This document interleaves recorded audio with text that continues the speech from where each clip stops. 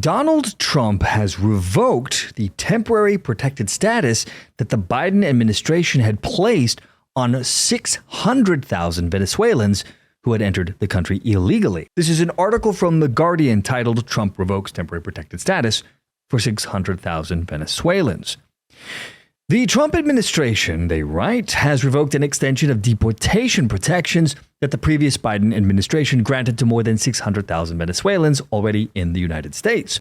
The Homeland Security Secretary, Kristi Noem, on Tuesday rescinded an 18-month extension of the Temporary Protected Status program, which allowed for people to temporarily stay in the United States if they cannot return safely to their home country, meaning they were here illegally, but we're just going to let them stay because reasons.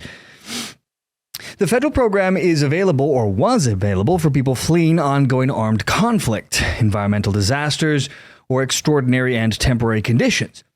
The designation gives people the legal authority to be in the country, but does not provide a long-term pathway to citizenship. Now, The Guardian is half right here. While it didn't explicitly provide these people a pathway to becoming citizens, it was instead an end run around the law. It let people who were here illegally stay indefinitely. Which means that though they were not citizens and they weren't here on any sort of visas, they couldn't be made to leave, opening the door for inevitable birthright citizenship claims, especially when you pop out children out here, which would then eventually lead to changed citizenship, and there you go, they end up as citizens. For whatever reason, the lunatics of the Biden administration and many of their ilk seem to be willing to do anything to grow their underclass of citizens, no matter how much the American people object or want them gone, which is part of the reason that they got wiped out in November. Anyway, The Guardian goes on to write that former President Joe Biden's Homeland Security Secretary Alejandro Mayorkas issued the extension earlier in January before Donald Trump took office, citing the, quote, severe humanitarian emergency the country continues to face due to political and economic crisis. Of course, that wasn't the reason at all. It was to stick it to Trump. And the problem is that even though they tried to thwart Trump, the problem for them is they didn't count on Trump to be Donald Trump. Now, Noem told Fox News that before he left, Mayorkas signed an order that said for 18 months they were going to extend protection to people on temporary protected status, which means they were going to be able to stay here and violate our laws for another 18 months. We stopped that. Now, Noem's rollback of the extension requires her to make a decision on protections expiring in April by Saturday, or have them automatically renewed for 6 months, according to the New York Times, citing a copy of the decision. By taking this action, Secretary Noem is throwing over 600,000 people into a state of ongoing bureaucratic limbo. Aaron, the senior fellow at the American Immigration Council, told the paper that people will no longer have any uncertainty as to whether they can stay in the country legally through the end of the year. Hate to tell you, Aaron, but something tells me they will not. And about 1 million immigrants from 17 countries are protected by the program, including people from Haiti, Honduras, Nicaragua, Afghanistan, Sudan, and Lebanon.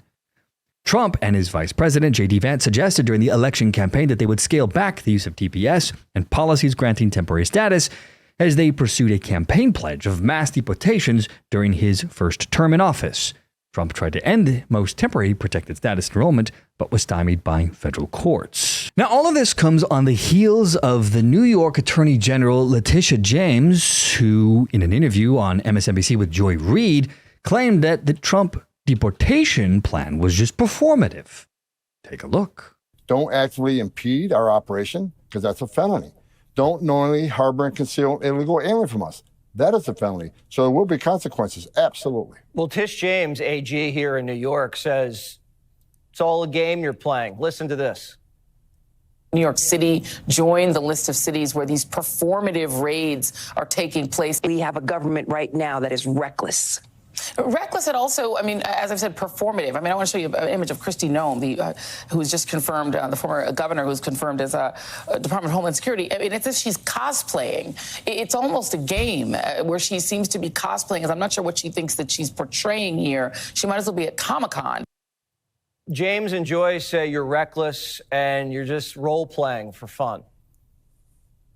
She's dumber than a box of rocks.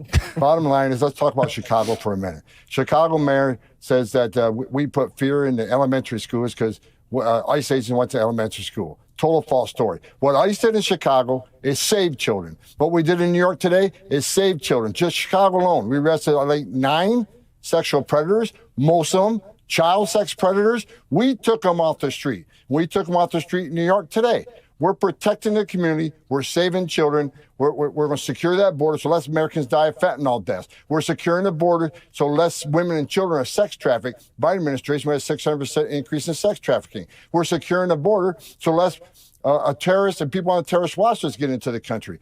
Under Biden, we had a 3,500% increase in people on the terrorist watch list. No, we're saving this nation. We're making America safe again. So they need to get out of the way because we're coming. We're going to do it. They're not going to stop us. Now, I don't want to be offensive to a box of rocks, but in fact, the actions by the Trump administration make it pretty obvious that this isn't some Obama-era deportation plan here. Instead, it appears to be the beginning stages of what may turn out to be a true mass deportation plan here. If you missed yesterday's episode, which we'll link in the video description, we covered yesterday a breaking episode where thousands of ICE agents and U.S. Marines are preparing to deport 100,000 illegal aliens in California. They're setting up a staging area at the San Diego border crossing.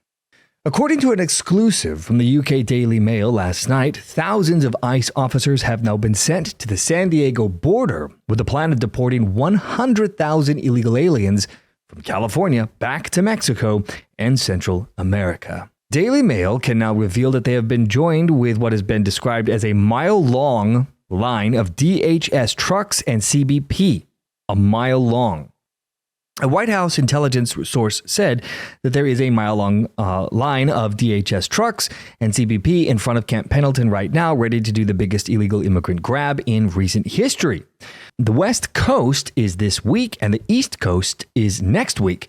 It is about to get crazy in California. They need to fill 100,000 spots, meaning arrests is the directive. They're going to be taking 100,000 immigrants back to Mexico, Colombia, El Salvador, and Guatemala in this grab. Again, you can watch the video in its entirety if you want to. It will be linked in the description below. So, performative, as Letitia James seems to think, seems to be, at least to me, very unlikely at this point. At the bare minimum, the Trump administration is likely to make a large headway into this critical crisis that is facing the United States. And while the left is screaming about racism and crying foul about the Trump administration's deportation plan, the people of this country, the United States, the vast majority, are extremely pleased with this unfolding situation. You see, legal Hispanics and black communities have paid a heavy price for the swarm of illegals that have flooded the country these past number of decades, particularly in the last few years. The drugs and the crime brought in by criminal aliens have made life hell for many in these minority communities. And so, as ICE has begun to clear out neighborhoods, many people are rejoicing. Now, if you want further proof of the American mood on this, let's take a look at the New York Times and Ipsos poll that they recently conducted that revealed massive public support for much stricter immigration policies, including mass deportations. According to the poll, 55% of respondents either strongly or somewhat support the idea of deporting all immigrants who are in the country illegally. You heard me right, all. And the poll also found that in general, 66% of Americans support deporting some people residing in the country illegally. And nearly 90% want at the very minimum, the bare minimum, all illegal aliens who have also committed crimes once here in the U.S. to get kicked the hell out of the country. But oh no! A PBS reporter is now worried that Trump's mass deportation could hurt Mexico. I'm not making this up. Take a look at this. Mexico cannot cope. Not sure any country can, but Mexico can't cope with like a sudden influx of millions of people. I mean, as much as she wants to embrace them, to use her word, when they come back and make them feel welcome, it all sounds very nice when you're listening to it, but the reality of that is just completely unsustainable. A lot of these people have lived in the U.S. for decades. They have lives there. They have families. They're good standing citizens. So they're not in a position to just be deported and say like, oh, okay, well, I'm just going to come back here and take a job making a fraction of what I used to make and go to my town where I don't have anything left, which is maybe it's been overrun by violence. I mean, it's unrealistic to think that that wouldn't lead to a crisis. Now, I have to ask, what kind of crack is this woman smoking? The very same thing that she's worried about for Mexico has been happening here in the U.S. We as a country have been made to bend over and grab the ankles for years, as tens of millions of people have swarmed into our country.